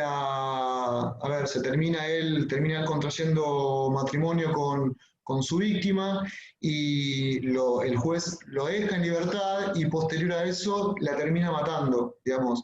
A ver, es terrible, porque la terminó matando de una forma espantosa. A partir de ese momento es que se empiezan a dar cuenta de la situación que se está viviendo, del contexto histórico en el que se está, digamos, atravesando, y es ahí donde se deroga el viejo 132 del Código Penal y se inserta lo que sería la figura del femicidio, ¿sí? Y cuando hablamos sobre la figura del femicidio también yo les voy a molestar con la parte histórica, que es con el fallo, digamos, que da, digamos, que hace de introducción a esta figura del femicidio, que es el fallo, ya les digo, Fernández, denme un segundo que les quiero dar bien el nombre, Fernández Colina contra Weber Javier sobre tentativa de femicidio, ¿no? Esto, lo que había sucedido era una chica que había conocido a un hombre que era el manager de una banda de rock que se llamaba Los Violadores. Comienza una relación de noviazgo, luego se van a vivir juntos, a partir del momento en que empiezan a compartir, digamos, el domicilio, que empiezan a convivir, él empieza a desplegar todo tipo de violencia contra ella. Ella se encontraba sola, digamos, no tenía el apoyo de su familia, digamos, siguió sumergida en esa situación de violencia. Después tuvo 2 hijas, una vez que sus hijas fueron ya grandes y que empezaron a ser, digamos, testigos de esta situación que ella venía padeciendo a diario, lo que hace es, decide separarse. A todo esto, creo que, si no me equivoco, fueron alrededor de, a ver, un segundo, porque no quiero, bueno, faltar a la verdad, pero fueron alrededor de 80 denuncias las que hizo esta chica, y nadie la oyó verdaderamente. A tal punto de que ella decide separarse, se va de su casa, y cuando baja del auto, para que, digamos, en el momento en el que estaba llevándola al colegio a sus hijas, este hombre, el agresor, vestido, disfrazado de un anciano, se acerca y le dice, digamos, la llama de atrás, le toca el hombro, la chica se da vuelta, le empieza a decir un montón de barbaridades, y es ahí que le dispara, ¿no? Dispara contra el cuerpo, diciéndole un montón de insultos, y bueno, gracias a Dios ella se termina salvando, y por ese motivo, digamos, no pierde su vida, y por ese motivo es que inicia todo el proceso, digamos, contra este hombre Javier Weber, y es el primer caso, como nos gusta llamar a nosotros, el leading case de esta figura, que es la figura del femicidio. Me gustaría leerles un fragmento del fallo, donde el Tribunal Oral en lo Criminal número 9 de Capital Federal expresa lo siguiente: la muerte de una mujer a consecuencia de la violencia de género constituye una categoría sociológica claramente distinguible y que ha adquirido especificidad normativa a partir de la Convención de Belém do Pará. No hay razón en consecuencia para no darle nombre y en tal sentido cabe señalar que la conducta de Javier Claudio Weber constituye un intento de femicidio, entendiendo por tal la muerte de una mujer o de una persona con identidad femenina, esto con relación a lo que decía anteriormente Lucía, ejecutada por un varón en razón del género. En efecto, Javier Claudio Weber procuró por todos los medios doblegar y someter a Corina Nidia Beatriz Fernández, sobre quien pretendía ejercer derechos de dominio. No solo el texto hallado en su computadora, sino también sus expresiones ante el tribunal, ponen de manifiesto su intención de ser reconocido como víctima de quien en rigor se ha negado a continuar en una situación de servidumbre, y reclamó ante el tribunal que la madre de sus hijos no se hiciera cargo de él. El hecho es grave porque es grave la motivación femicida que expresa, bajo un declamado amor, el más profundo desprecio hacia la condición humana de la mujer, que si no admite someterse a sus decisiones, no merece continuar su existencia. El femicidio es en sí mismo la expresión extrema de la violencia de género por cuanto implica la negación de la vida misma. Pero en el caso se manifiesta además como el final de un proceso de violencia que se ha prolongado en el tiempo adquiriendo múltiples expresiones. Humillaciones, amenazas, golpes, extorsiones, malos tratos e insultos que se han multiplicado a lo largo de los años, provocando múltiples intervenciones institucionales. Aun cuando tales intervenciones no hayan resultado suficientes para detenerlo, lo cierto es que implican, por su sola existencia, una ocasión de reflexionar acerca de sus conductas.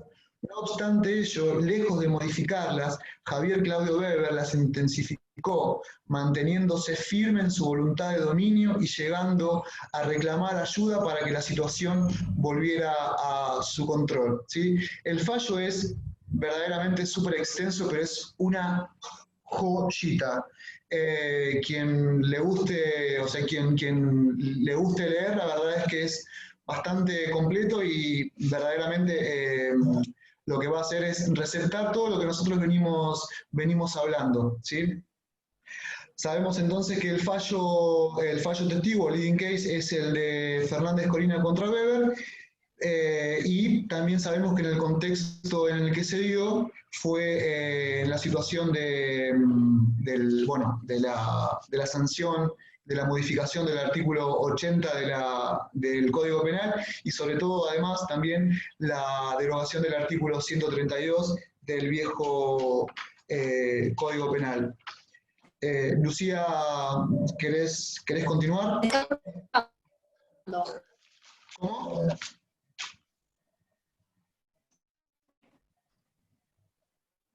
Lucía, bueno, mientras Lucía... Ahí te escucho. Perfecto. Ahí te escucho. Sí, perfecto. Acá, Moni hacía un aporte que sea mujer o autopercibida. Con respecto a lo que vos comentabas antes, un tema de que la víctima debe ser una mujer. Y Rodríguez comenta, el problema lo vamos a tener de acá en adelante con los géneros que no están tan definidos. ¿Cómo se calificaría en estos casos? Si es una mujer que se autopercibe como hombre, ¿se califica el delito o no? ¿Hay violencia de género? Me sumé tarde, quizás charlar. Bueno, con respecto al tema de el resto de los géneros, también íbamos a hablar, íbamos a hacer mención que no lo hicimos en la publicación, pero sí íbamos a hablar sobre el tema de, y nos adelantamos, perdón Lucía, sobre el tema de Diana Zacayán, quien es, digamos, no sé si habrán escuchado sobre el tema de la ley de cupo laboral trans, bueno, lleva el nombre de ella. En ese caso, directamente querían los mismos jueces aplicar la figura del femicidio, pero la familia y sus amigos y además las organizaciones querían que directamente se aplicara, digamos, o se creara la figura del travesticidio, ¿sí? Yo no tuve la posibilidad de conocerla, pero sí justo luego de la muerte, que también fue terrible la muerte de ella, justamente con una chica que comparte con nosotros la mesa en géneros. Empezamos a trabajar en una organización que se llamaba Conurbanos por la Diversidad, que ahora se llama Conurbanes por la Diversidad, y participamos en lo que iba a ser, digamos, la reglamentación de la ley de cupo laboral trans, y verdaderamente tiene había hecho un laburo, pero fascinante. Y bueno, y en ese caso lo que se aplicó fue la figura del travesticidio. No sé si... Ah, ahí llegó Nati, justamente estaba hablando de ella. Bueno, en este caso a Juan Rodríguez se llamaba, sí, Juan Rodríguez.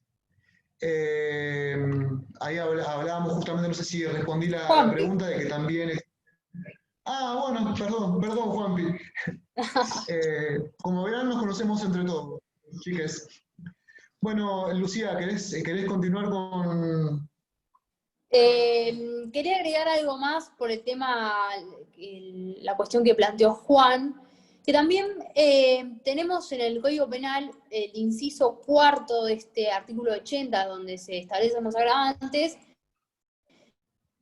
Tenemos agravante que es por placer, codicia, odio racial, religioso, de género o a la orientación sexual, identidad de género o su expresión.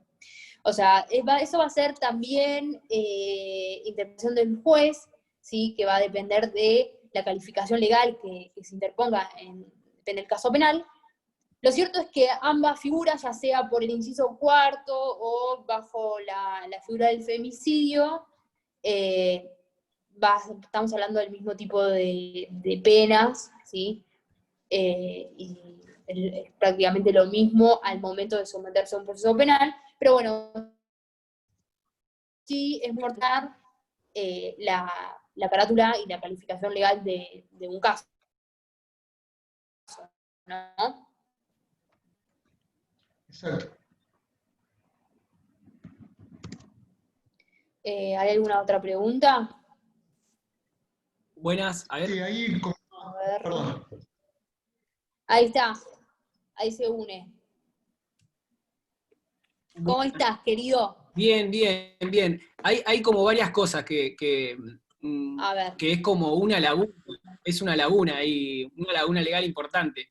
Porque, de hecho, la calificación de género, digamos, cuando es violencia de género, no sé si lo hablaron porque me sumé re tarde, pero impide que después vos tengas ponerle una probation en un caso de lesiones, o sea, cuando Sí. que tengas determinada resolución por ahí anticipada o distinta del caso, y yo creo que el problema viene a futuro, porque el artículo, si vamos a la letra de la ley, y entiendo que ahora se están haciendo interpretaciones más amplias, pero el artículo dice de hombre a mujer y tiene que mediar violencia de género. Y hay, digamos, parejas también de mujeres con mujeres que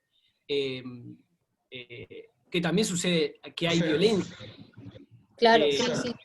Y se enmarca también dentro de situaciones de violencia, si querés, entre comillas, de género, porque por lo mismo que digo, ¿no? Que hay distintos percibimientos me parece que la interpretación o la voluntad del legislador, cuando habló del hombre hacia la mujer, está clara, y me parece correcta, pero que van a tener que ayornarse y mejorar eso porque va a traer mucho problema, creo que de acá a 10 años, pero lo va a traer. O sea, y eso está sucediendo como muy rápido también.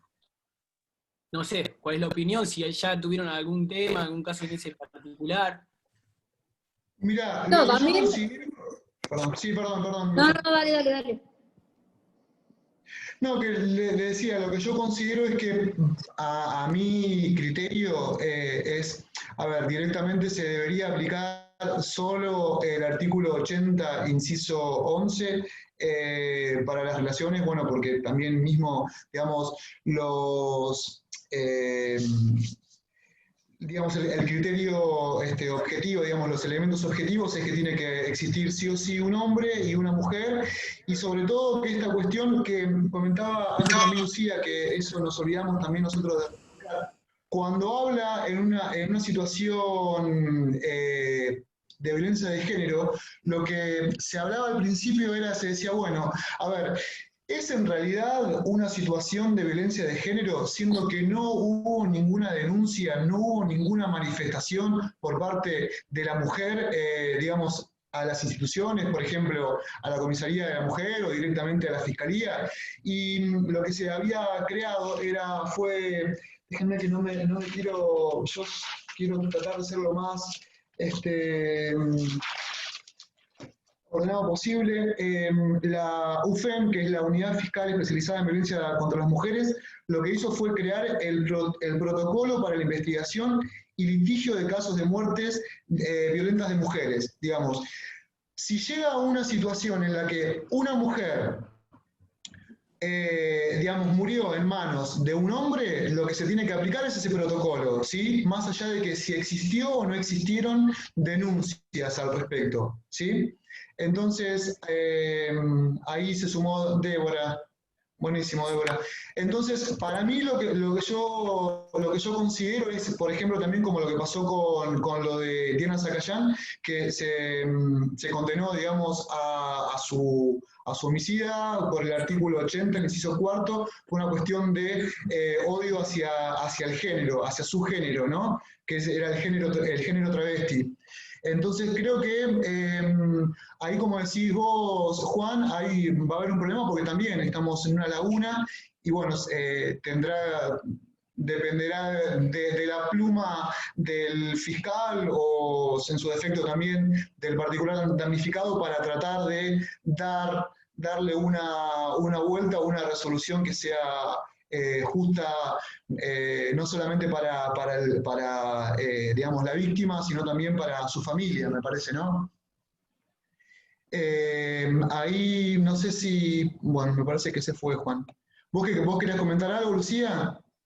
No, está bien que sí, que estamos a la deriva de la jurisprudencia y que resolverán los jueces, los magistrados en estos casos, ¿no?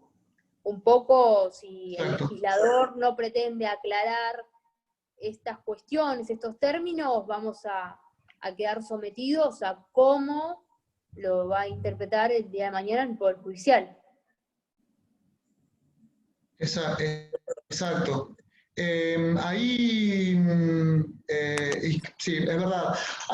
Es verdad, es como dice ahí Juan, dice, hay que hacer derecho, y es verdad. A ver, nosotros estamos ahí, nos estamos preparando para ser quienes de alguna forma u otra, digamos, empecemos a crear el derecho a través de la jurisprudencia, ¿no? Me parece que ese va a ser nuestro trabajo y sobre todo de los abogados que trabajamos de forma independiente, los abogados de la matrícula, porque también, y bueno, sobre todo también de los defensores oficiales, que la verdad que muchos dejan que desear con su actuación, pero que hay algunos otros que se preocupan por su trabajo y verdaderamente lo que hacen es generar jurisprudencia que verdaderamente nos ayuda, bueno, a todos nosotros, ¿no? Que cuando sale algo nuevo ya directamente nos agarramos de ahí y empezamos todos a peticionar y siguiendo y mencionando esa jurisprudencia o ese leading case que llamamos nosotros. Lucía, ¿querés continuar con algo más o vamos dándole un cierre?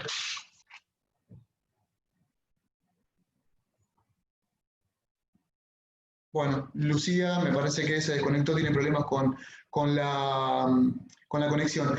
¿Alguno o alguna tiene alguna pregunta más para hacer? Bueno, perfecto. Me parece que Lucía se desconectó.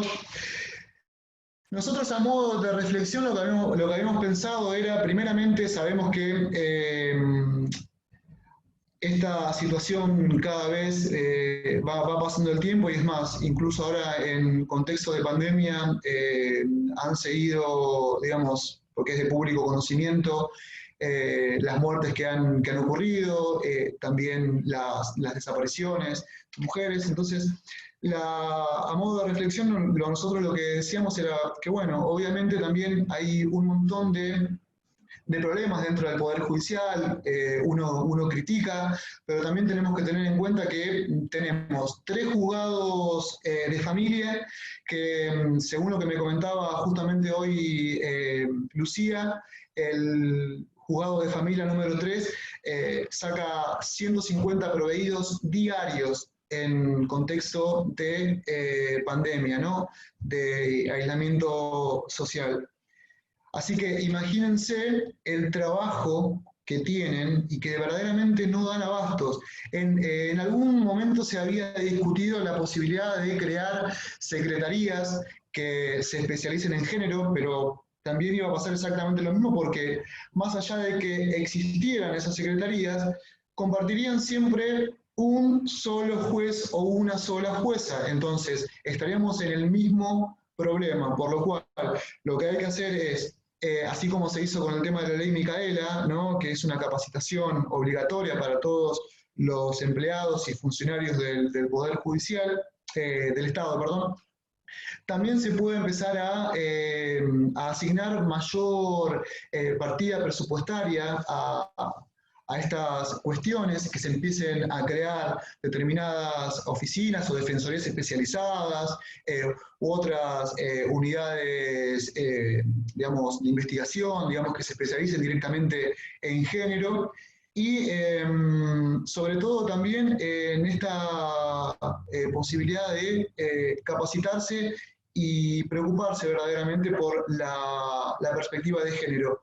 Que una mujer haya sido golpeada, haya sido abusada, y en el mayor de los casos hayan sus hijos sido testigos de eso, es tremendo que luego, cuando vayan a hacer la denuncia, el personal policial, o el mismo del juzgado, o gente de la defensoría, o mismo nosotros que estamos en el consultorio jurídico gratuito, tenemos que tratar de tener esa empatía, ese respeto, ¿no? por la dignidad de la mujer y tratarla como se merece y no revictimizarla, ¿no? Como yo le decía anteriormente, tenemos un caso ahí en el cual la chica, a ver, bueno, no voy a dar nombres, ¿no? Pero la chica fue sometida a un montón de situaciones aberrantes, y cuando fue a hacer la denuncia, lo primero que le preguntaron en la comisaría fue si tenía permiso de circulación. O sea, terrible, digo, ¿cómo puede ser?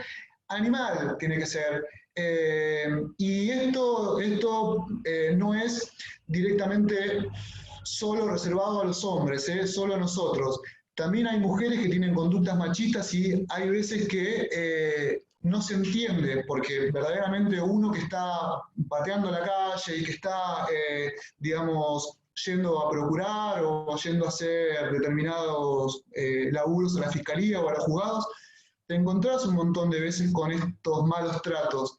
Entonces digo, bueno, es tiempo de que podamos hacer, digamos, un análisis interno y ver si verdaderamente estamos cumpliendo con nuestra tarea y si estamos verdaderamente teniendo consideración y teniendo perspectiva de género al tratar con estas cuestiones que son verdaderamente tremendas, gente.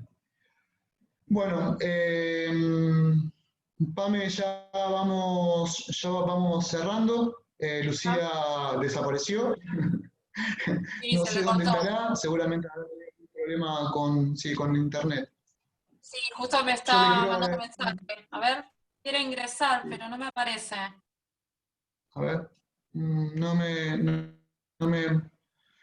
Bueno, yo Se en sí apagó el quiero celular. agradecerle, sí, yo quiero agradecerle en nombre de ella y mío la invitación. Les agradezco muchísimo Ahí volví, la disculpen a participación. todos, se me apagó el teléfono, un papelón total, pero bueno, acá estoy nuevamente. Lo que le decía Lucía era que le agradecíamos, yo le agradecía en tu nombre y en el mío por la invitación, y que bueno, Totalmente. que nos sentimos parte de la casa porque estábamos participando en el colegio, así que nada, eso, yo por mi parte agradecerles muchísimo por el espacio. Totalmente al colegio, a las autoridades que colaboraron para que esto se haga, a todos por participar. La verdad que está muy bueno que cada uno desde su lado, desde su función, desde su trabajo, pueda realizar su aporte. Y nada, agradecerles a todos por acompañarnos esta tarde. Bueno, ¿se cortó? ¿Me escuchan? Pame, ¿querés comentar? Bueno, ¿Querés no, comentar lo de quería las charlas? para hacer el cierre de la charla de hoy, agradecerles a ustedes, en nombre de la Comisión de la Abogacía Joven, en nombre de Florencia Donadío, que es la presidenta de la comisión, y también en nombre de Romina Altamiranda, que es quien nos acompaña y nos apoya también desde el colegio a la comisión, ¿sí? Bueno, gracias a ustedes, a todas y todas que participaron, y también quería invitarlos a la próxima charla, que va a ser el próximo jueves a las 18 horas, que vamos a tratar sobre el proceso del cuidado personal de hijos. Va a estar a cargo del doctor Jonathan Luna, quien es el oficial mayor del Juzgado de Familia número 2 del Departamento Judicial de Moreno General Rodríguez. También comentarles que tenemos un grupo de WhatsApp de la comisión, así que a todos aquellos que se quieran sumar a nuestro grupo son bienvenidos, nos pueden mandar mensaje para ser sumados.